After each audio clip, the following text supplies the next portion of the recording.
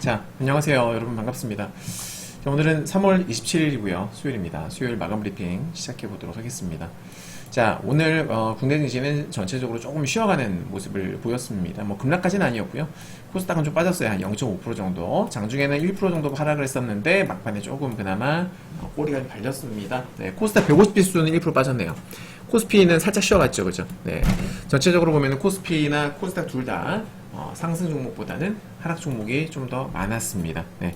자, 아시아 증시 전체적으로는 하락하는 곳도 있고, 일본처럼 올라간 곳도 있고, 호주도 올라가고, 그죠? 네, 코스닥과 코스피는 살짝 쉬어갔다.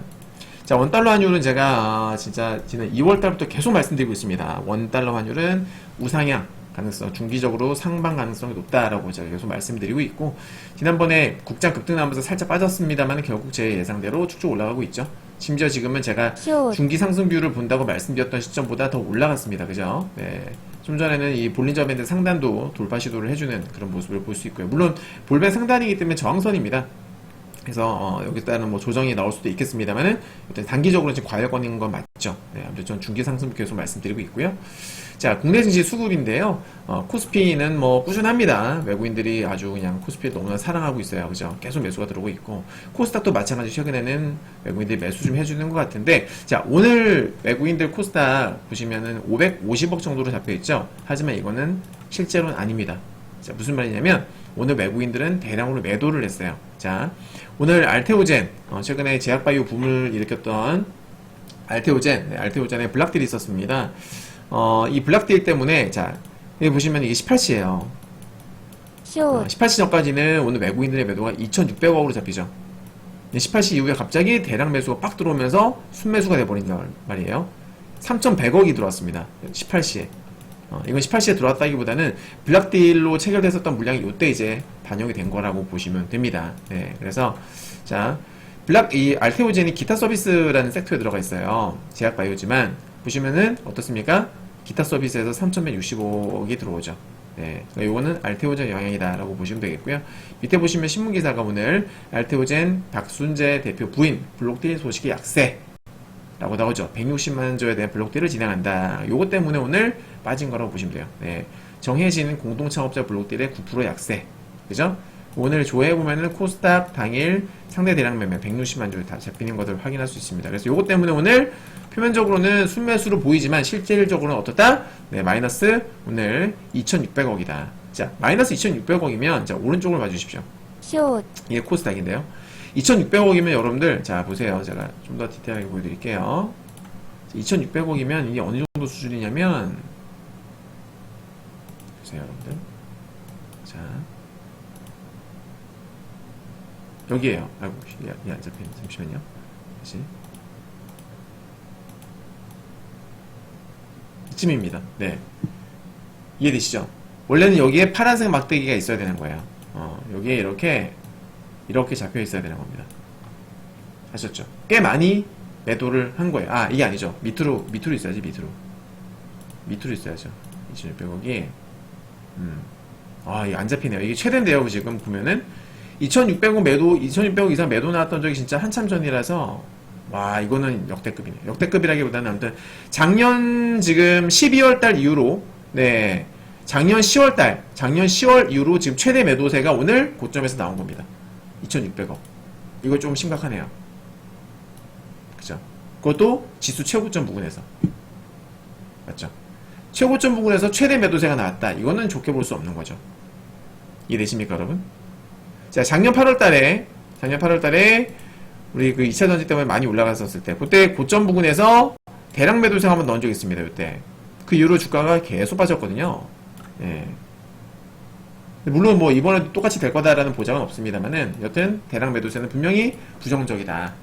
부정적이다. 와, 이거는 진짜 너무 심하게 빠졌다. 그러니까 외국인들 매도세가 이거는 그냥 간과할 수 있는 수준을 넘어섰네요.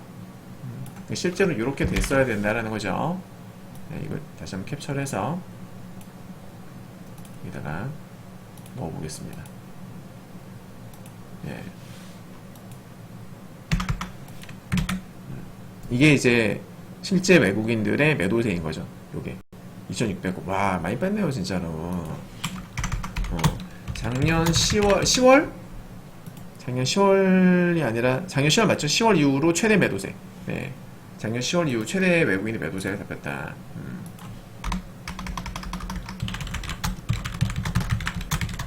이후 최대 외국인 매도세. 매우 부정적. 네. 매우 이거는 부정적이다라고 볼 수도 있겠어요. 거기다 고점이잖아요. 그러니까 고점에서 외국인들이 파는 건 안 좋은 건데, 파는 것 자체만으로도 좋지 않은데, 최대 매도세니까. 그쵸, 여러분? 최대 외국인 매도세. 매우 요거는 부정적인 요소다. 이거는 꼭 여러분들 체크를 해야 될 것 같습니다. 네, 매우 부정적입니다. 뭐, 코스피는 괜찮아요. 근데, 코스닥은 좀 그러네요. 그죠? 자, 기술차 분석 좀 볼 텐데요. 코스피와 코스닥은 둘 다 그 주봉을 보게 되면 둘 다 이제 그 볼린저 밴드 상단에 위치하고 있습니다. 네, 그래서 꽤나 지금 과열이다라는 것을 알 수 있는 부분이고요. 자, 일봉을 보게 되면은 코스피는 제가 어제도 설명드렸는데 지금 저항대, 네, 저항대에서 살짝 좀 힘겨운 모습을 보이고 있죠. 탄력이 좀 정체되는 분위기거든요, 주가가. 어제도 올라갔다 다시 빠졌고 여전히 지금 근데 여기를 아직 이탈을 하고 있지는 않습니다. 그죠? 그래서 이 맥점 이탈을 하느냐 마느냐 이게 이제 이 여부가 중요할 것 같고 코스닥은 어제 제가 저항대다라고 말씀드렸고 실제 저항받고 빠졌죠. 그냥 저항받고 투매가 나온 거예요. 나왔다가 이제 근데 아래 꼬리는 달렸습니다. 지지 맥점을 깨지는 않았고 다행히도 아래 꼬리 달렸어요. 하지만 강했던 추세에 살짝 금이 갔다고는 보여집니다. 그래서 앞으로 2, 3일 정도는 조금 유심히 지켜봐야 할 수도 있다. 네, 살짝 위험해질 수도 있으니까 수급은 일단 되게 안 좋은 거고 수급은 안 좋은 게 맞는데 추세 흐름은 아직까지 살아있단 말이에요. 2, 3일 지금 지켜보면서 조금 이상하다 싶으면은 그때 리스크 관리를 할 필요가 있어 보입니다. 제 미증시 분석인데요. Fear and Greed Index는 67을 기록 중에 있고요. 자, 이벤트 몇 개 살펴보겠습니다. 제가 무료 카톡방에도 이제 올려드렸습니다. 네, 어제 나왔던 뉴스죠. 보시면은 미국의 최대 자동차 수출 입항 잠정 폐쇄. 자, 볼티모어 교량이 붕괴가 됐다. 네. 그러니까 이 일론 머스크의 선박이 여기를 들이받은 거예요. 여러분들. 그래서 이렇게 되면 공급망 차질 이슈가 발생을 할 수가 있죠. 네. 서플라이 체인 디스럽션이 발생할 수 있는 부분인데 이미 뭐 일부 기업들은 벌써 물량을 동부 해안에서 서부 해안 쪽으로 돌리기 시작을 했다고 합니다. 네. 그러니까 짧게 갈 수 있는 거리를 뺑 돌아서 가게 되면 그만큼 운임이 상승하고 운임 상승은 그 물가 상승은 그죠? 네. 가격에 영향을 미칠 수가 있는 거죠. 네. 주 물가 상승 요인이 될 수 있다는 점. 자, 팬데믹 우리 그 코로나 팬데믹 이후에 이제 물가가 엄청나게 올라가가지고 문제가 됐었었는데, 자, 우리 과거를 한번 살펴보자고요. 기억을 떠올려 봅시다. 과거의 팬데믹 이후에 물가가 왜 올랐는지 체크해 볼 필요가 있어요. 첫 번째 수요 증가. 자, 코로나 때 여러분들 다들 뭐 집에 갇혀있고 병원에 입원하고, 거리도, 그러니까 얼마나 답답했어요. 밖으로 나갈 수 없었잖아. 그러다가 나중에 방역 조치가 완화되면서 사람들이 외부 활동을 시작을 했고, 거기에 따른 보복 소비가 폭발을 한 거죠.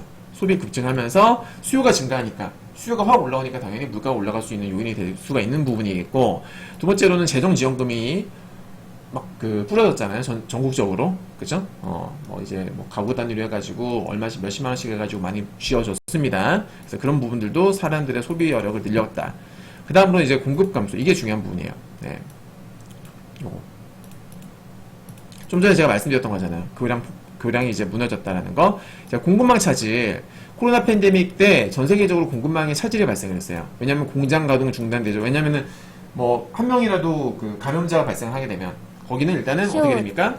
예, 접근 금지.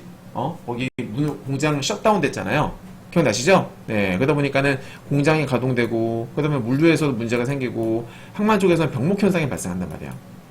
맞죠, 여러분? 그러다 보니까, 물가가 올라가는 요인이 될 수 있고, 또 생산량도 떨어지고, 공급이 부족해. 그러니까 수요는 막 넘쳐나는데, 사람들이 난 돈 쓰고 싶어. 그동안 너무 갇혀 살았어. 돈 쓰고 싶은데, 물건이 제때될 때 안 나오는 거죠. 그죠, 여러분들? 이러한 이유들로. 그럼 가격이 뛰는 겁니다.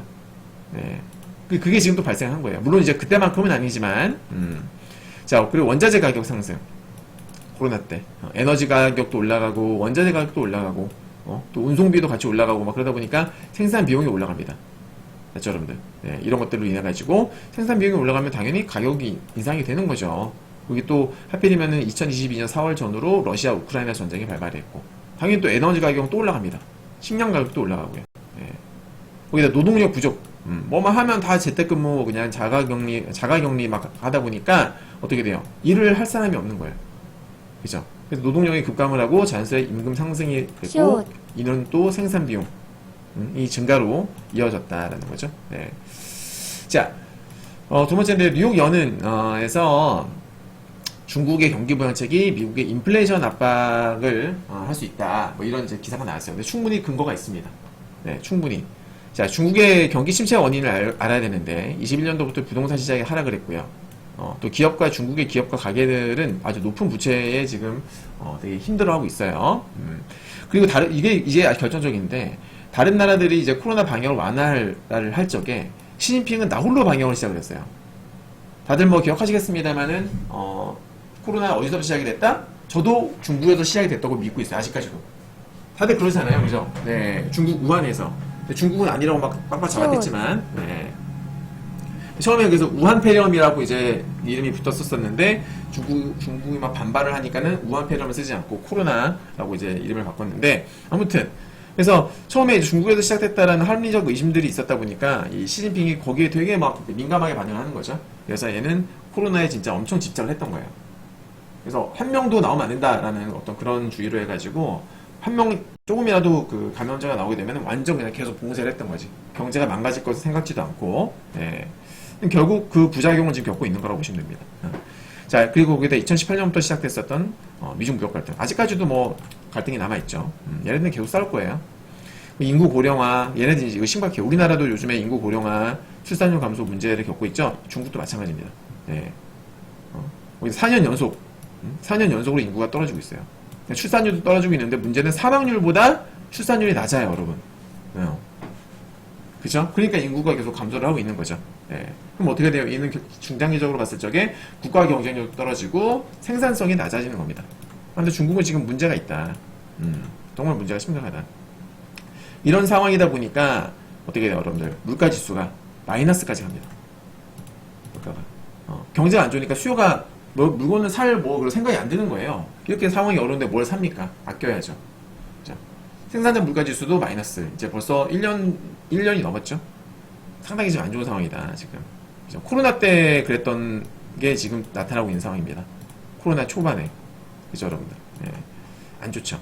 그래서 중국은 당연한 거지만 중국의 물가가 계속 떨어지다 보니까 중국에서 만들어지는 물건들, 수출되는 물건들의 가격도 같이 떨어질 수밖에 없다. 자, 23년도 기준으로 보게 되면은 미국 전체 수입품 중에서 중국산의 비율은 약 12, 13%라고 합니다.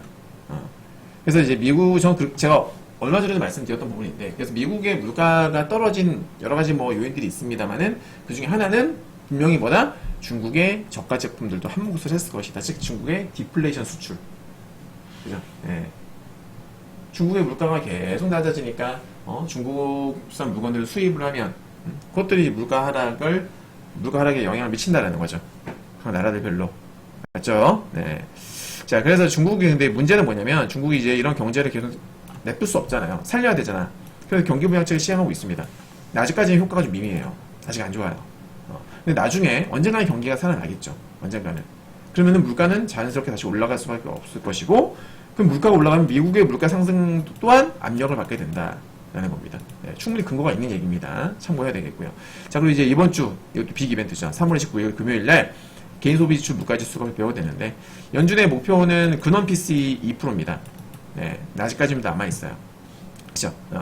지금 개인 소비 지출 물가 지수는 전년 동기 대비 해가지고 어떻게 돼요? 지난달에 2.4가 나왔고 이번 달도 컨센서스는 2.4입니다. 이제 이건 헤드라인이고요. 네. 코어 같은 경우에 근원 이게 중요합니다. 코어는 2.8이에요 지금. 컨센서스도 2.8입니다. 전년 동기 대비 헤드라인 전년 동기 대비 전년이 아니라 전월 대비는 지금 0.4로 나오고 있고요. 전월보다 좀 올라갔다 나오고 있고, 반면에 코어 같은 경우에는 전월보다는 떨어지는 걸로 나오고 있어요. 뭐 어떻게 나올지 모르죠. 다만 이때까지 추이를 보게 되면 CPI 그러니까 물가 지수들은 어쨌거나 전체적으로 매월 똑같이 나오진 않지만 그래도 어느 정도는 서로 영향을 받습니다. 그죠? 네, 물가가 올라가는 요인은 대충 비슷비슷하니까 항목에 좀 차이가 있어서 그렇지. CPI는 3개월 연속 컨센서스 상회했고요. 자, 여기 보시면 제가 기록을 하고 있는데 CPI 빨간색이죠. 3개월 연속. PPI는 2개월 연속 컨센서스 상위입니다. 슛. 맞죠, 여러분? 네. 근데 이제 PC 코어 같은 경우에는 어떻게 되고 있어요? 오히려 한 번은 컨센 하회, 그리고 지난달 같은 경우에는 컨센 부합. PC는 컨센 상해가 잘 안 나와요. 최근에 몇 달 동안 한 번도 나온 적이 없어요.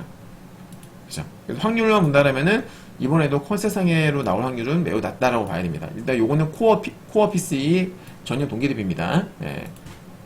근데 아무래도 그래도 긴장을 하긴 해야 되겠죠. 만약에 진짜 오랜만에 얘가 컨센 상해가 나오게 된다면 시장에는 큰 악재로 작용을 할 가능성이 매우 높습니다. 그쵸? 예. 자. 컨센 상회로 나온다면 증시에 악재로 작용할 것. 네. 거기다가 국제유가도 2월부터 계속 올라가고 있어요. 여러분들. 그죠? 국제유가도 계속 올라가고 있어서 우리가 당분간은 좀 물가 지표에 좀 관심을 가지고 지켜봐야 된다. 이렇게 말씀드리겠고요. 나스닥 100지수. 제가 어제 여러분들 그 증시 갭상승 가능성이 있다라고 말씀드린 거 기억나시죠? 어떻게 됐어요? 실제로 갭상승 출발했죠. 그죠? 네.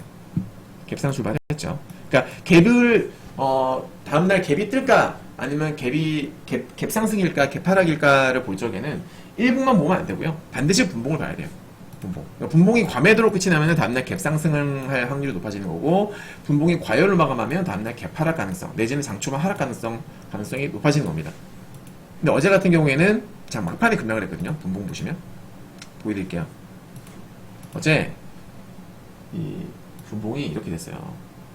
이게 이제 본장 나스닥 100 지수 본장 15분봉입니다. 보시면 막판에 뚝뚝뚝뚝 그냥 급락을 해버렸죠. 맞죠, 여러분들? 예.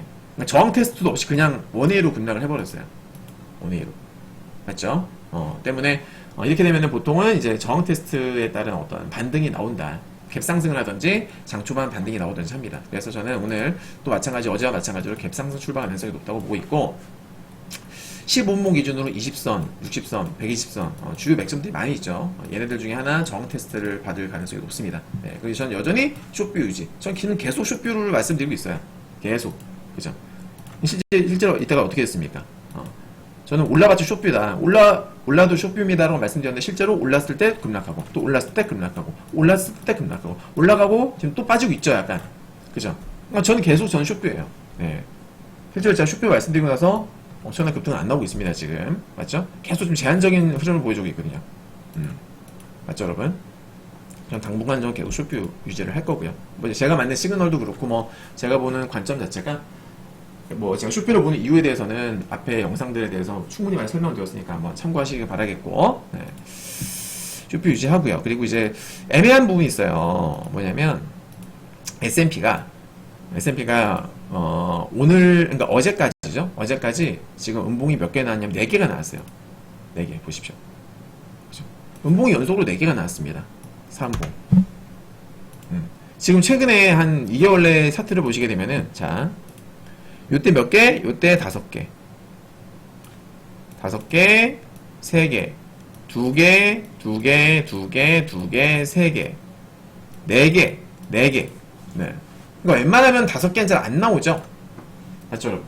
웬만하면 안 나오거든요. 그래서 오늘은 잘하면 5개 나올 가능성, 오늘 잘하면 양봉 나올 가능성이 좀 있지 않나, 오늘은.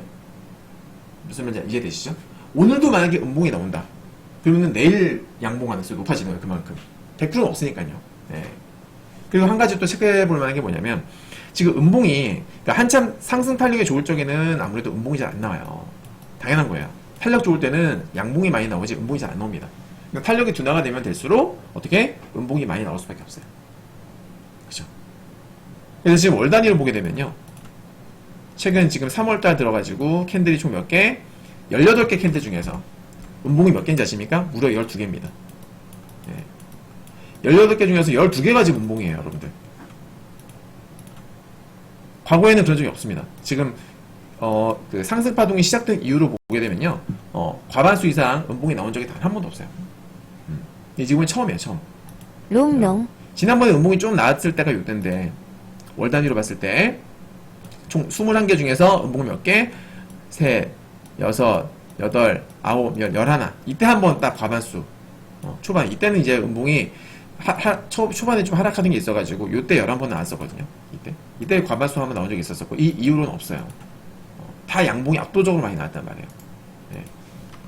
금지치고는 음봉이 상당히 많이 나왔다는 거 분명히 좀 주의를 할 필요가 있다는 겁니다. 네, 그리고 제가 계속 말씀드리죠. 20다이빙 시그널, 20다이빙 요거 하락 시그널, 요거 20다이빙 시그널 뜨고 나서 볼벤을 돌파했다가 빠지게 되면, 볼벤을 이탈을 하게 되면은 요거는 20선 찍거나 20선 부근까지 떨어지거나 혹은 20선 이탈할 가능성이 매우 높아진다라는 말씀을 제가 드린 적이 있습니다.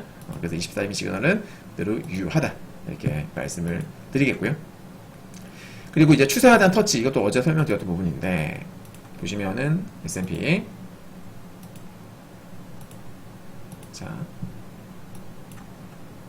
이 위에 있는 검정색 추세선을 이탈했기 때문에 제가 밑에까지 하단에 있는 요 밑에서 올라오는 이 검정색까지 갈 수 있다라는 말씀을 드렸었습니다. 그죠? 그 뷰는 그대로 유효합니다. 어쩌면 저는 20다이빙을 적용하게 되면은 20선까지 가려면 이거 깨야 되거든요. 이탈할 가능성도 저는 염두에 두고 있다라는 점. 다음은 제가 더 빠질 수 있다고 말씀드렸고 실제로 좀 더 하락하고 있죠. 네. 자, 주요 종목 중에서 엔비디아를 좀 볼 건데요. 제가 어제 엔비디아가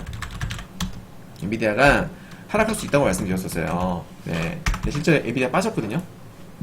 그죠? 제가 말씀드렸던 대로 엔비디아가 빠졌습니다. 왜 엔비디아를 보냐면은 엔비디아가 아무래도 증시에 미쳤던 영향이 꽤 컸기 때문에 그동안에, 그죠?